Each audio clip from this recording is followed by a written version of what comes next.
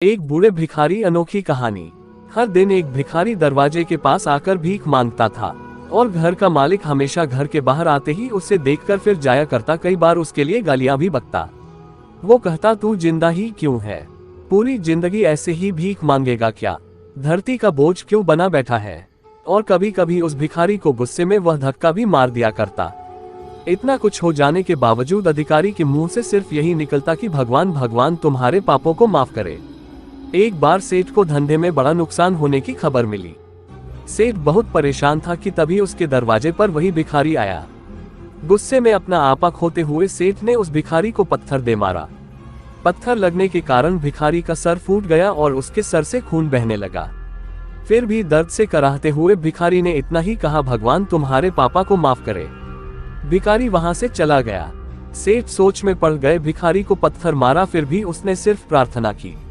सेठ का गुस्सा शांत हुआ, शेर का मन शांत हुआ। भिखारी का रहस्य जानने के लिए सेठ ने भिखारी का पीछा करना शुरू कर दिया। भिखारी जहां जहां जाता सेठ उसके पीछे जाता। सेठ ने देखा कि कोई उसको खाना देता, कोई उसको मारता, कोई अपमानित करता तो कोई गाली देता। लोग भिखारी के साथ चाहे जैसा व्यवहार करते, लेकिन भिखारी सबके लिए एक ही प्रार्थना करता, भगवान तुम्हारे पाप माफ करे। अब रात होने को आई थी। भिखारी अपने घर जाने के लिए लौटा। वो अपने घर पहुंच गया, लेकिन सेठ अब भी उसका पीछा कर ही रहा था। एक पुरानी टूटी हुई खटिया पर एक बूढ़ी औरत लेटी हुई थी। काफी कमजोर और बीमार लग रही थी। वह भिखारी की पत्नी थी। अपने पति को वापस आता देख वह खाट से उठ खड़ी हुई। पत्नी ने अपने पति के भीख वाले कटोरे में देखा, उसमें सिर्फ आधी बासी रोटी थी। उसे देखकर वह बोली, आज बस इतना ही मिला, और हाँ, आपके सिर से खून निकल रहा है, ये चोट कैसे लगी? बूढ़ा भिखारी बोला, आज बस इतना ही मिला, किसी ने कुछ दिया ही नहीं। सब ने गालियां दी और एक नए पत्थर भी फेंकना, इसलिए मेरा सर फट गया। एक गहरी ठंडी सांस लेकर बूढ़ा भिखारी फिर से बोला, यह मेरे ही पापों का फल है। तुम्हें याद है कुछ सालों पहले हम कितने अमीर थे? क्या कुछ नहीं था हमारे पास?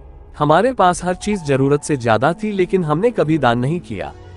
और उससे भी बुरा हमने उस अंधे भिखारी के साथ किया जो हमारे द्वार पर भीख मांगने आया करता था। बूढ़ी पत्नी की आंखों में आंसू आ गए।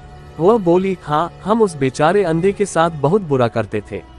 उसका अपमान करते थे, उसे खाने के लिए रोटी की जगह कागज दिया करते, उसका मजाक उड़ाया करते और कभी कभी मारा भी करते।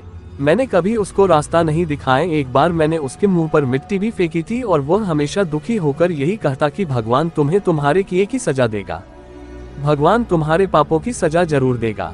उसका श्राप सच हुआ और हम इस दुख भरी जिंदगी में आ गए।